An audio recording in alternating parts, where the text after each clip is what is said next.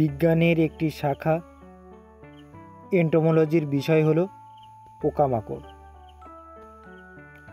পৃথিবীর সবচেয়ে জনবহুল শহর কোনটি? পৃথিবীর সবচেয়ে জনবহুল শহর হলো টোকিও। প্রতি বছর বিশ্ব রেড ক্রস ও রেড ক্রিসেন্ট দিবস পালিত হয় কোন দিনে? উত্তর হবে 8ই মে। মস্তিষ্কের বৃহত্তম অংশটি হলো সেরিব্রাম। ভারতের কোন শহরকে নীল শহর বলা হয়? যোধপুর। কাকে উড়ন্ত শিখ বলা হয়? মিল্খা সিং।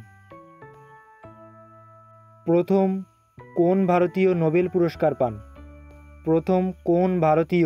নোবেল পুরস্কার পান? রবীন্দ্রনাথ ঠাকুর। সিংভূম কিসের জন্য বিখ্যাত? লোহা।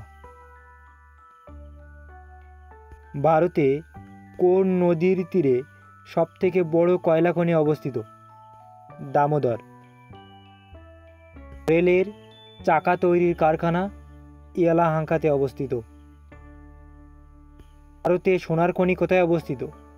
ভারতে সোনার খনি কোলারে অবস্থিত। কোলার। লাক্ষাদ্বীপ অবস্থিত আরব সাগরে। বিখ্যাত আনন্দমঠ উপন্যাসটি রচনা করেছিলেন বঙ্কিমচন্দ্র চট্টোপাধ্যায়। কোরবা কয়লা খনি কোথায় অবস্থিত? ছত্তিশগড়। কবে ভারতে প্রথম রেল